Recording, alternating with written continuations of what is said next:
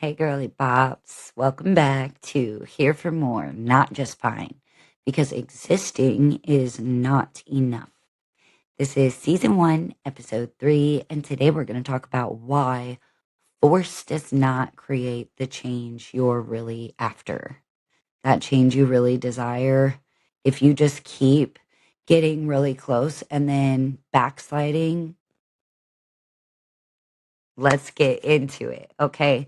So there's something that I feel like a lot of us were taught explicitly, or maybe in your case, quietly, but it's something that sounds a little bit like this.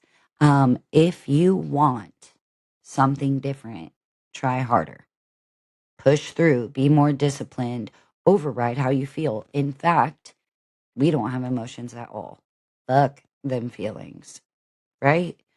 And for a while, those things might work.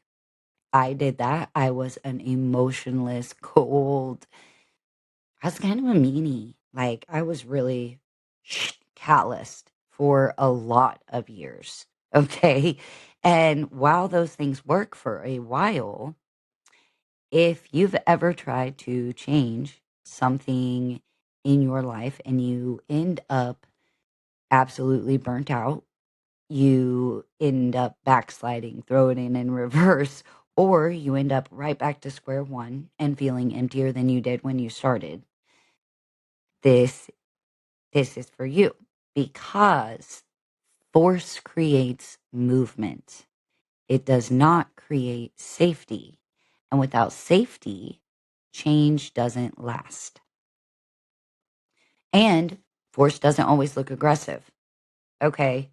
For a lot of people, especially for me, force looked like forcing motivation when I was absolutely exhausted, pushing yourself to heal faster, or shaming yourself for not being where you want to be in your healing or growth journey yet, trying to mindset your way out of discomfort, telling yourself you should want more, you should be doing more. And even when all of those things work, it's going to cost you something like your personal peace, your connection with yourself, your sense of ease. And that doesn't mean failure. It's just biology, babes. It's the way we're wired. Because here's something that most people don't fully explain is that your nervous system does not respond to goals.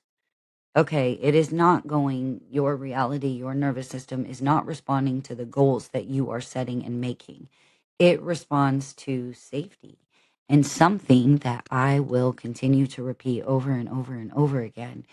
And it's something I heard somewhere, I don't even know where, but sometimes healing looks like providing your nervous system new experiences to show it that it's safe. But you can't force those things. Okay. So if your body feels overwhelmed, threatened, pressured, it's going to choose protection over expansion every single time. And it's not because you're lazy or you're undisciplined, and it's not because you're doing anything wrong, but it's because your body is doing exactly what it's designed to do, and its job is to protect you. That's it. So that's why forcing change usually leads to, I mean, for me, it did exactly this, is procrastination, self-sabotage, inconsistency, and emotional shutdown, which then I blamed on other things. No, I really did. So if we're going too deep or too ham on something, we're just really diving in too much, we're expecting too much of ourselves, our nervous system isn't there yet, we're going to start feeling that resistance. And a lot of times that's where we backslide. That's where we throw it in reverse because it doesn't feel safe to us. And that resistance is a signal. Okay. And that signal is telling us that something feels unsafe. Okay. We're doing too fast, too much, too soon. All right. And instead of listening or acknowledging and respecting that signal that we're getting from our body, we just double down. We just we just doubled down, more pressure, more rules, more control. But the body doesn't open through demand. It opens through trust. And change without force is much quieter. And especially if you've been like living in survival, flight, fight, any of those modes, it's going to feel really foreign and uncomfortable. It's like practiced and learned. But change without force, if that's what we're aiming for, yes, we are, babes. So, what does that look like? That's listening before acting, slowing down instead of pushing through, and choosing regulation over motivation, and building capacity instead of demanding results. It doesn't feel like dramatic and chaotic, it feels steady. And that steadiness is what creates real fulfillment. So if you can, if you have the moment, pause. Just pause for just a little second and think about something in your life that you might be trying to force. And instead of asking yourself, why can't I make this happen? Try asking, what would make this feel safer for my body? Because that question changes everything. You're opening up space for yourself just by asking that. And maybe it's more rest, maybe it's slower steps or a less challenging process. Maybe it's more grace because you are learning. Maybe it's more support. Okay. For example, for me, literally, I just faced this. Okay. This is a fresh topic for me because I am trying so hard to integrate, okay, my daily routine. And one thing my new daily routine for my desired reality right now, I created a little outline for myself and I'm really trying to start integrating it into my day little by little, comfortably and slowly, because that's what works for me. When I decided I made this and I was like, I'm going to get up at 5:30, I'm going to execute this daily routine immediately right off the bat the first day, that was way too much. I ended up It was overwhelming. I didn't make it through, and then I disappointed myself, and then I didn't do it the next day, which then in turn, I was letting myself down all over again because it was too much, too soon, too fast. So I started nailing getting up at 5:30. Nailed it. Okay, now we're in it. Now I started integrating these types of routines. Okay. I wanted to be a Pilates queen by now.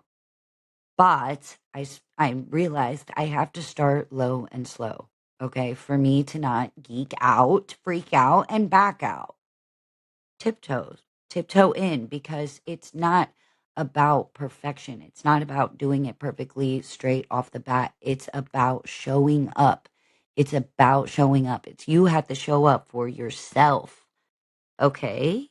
So this isn't about doing nothing.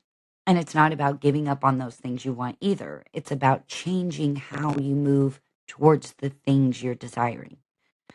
Fulfillment isn't built on pressure, it's built through presence.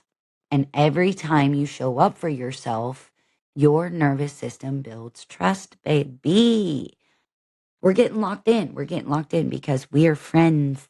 We're friends. That's our control panel. Okay, we have to be homies.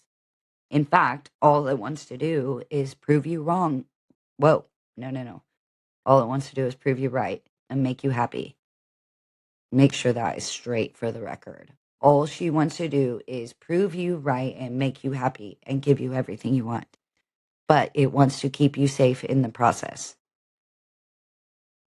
So when your nervous system, what is going on? when there's stuff going on in the neighborhood. Anyways, when your nervous system feels supported, momentum comes naturally. It does, because today I did it. I did it. I have finally integrated my daily routine. I nailed it. I allowed myself grace for not being the Pilates queen, for it not looking or feeling or exactly going just how I thought it would, but I did it and it feels really good. So you don't need to force who you're becoming. You don't need to override yourself to earn a life that feels meaningful. The path forward isn't harder, it's kinder. And that kindness is what makes change sustainable. So you don't have to rush who you're becoming. You are allowed to want more. This was Here for More. Thanks for tuning in, and I'll catch you next Wednesday.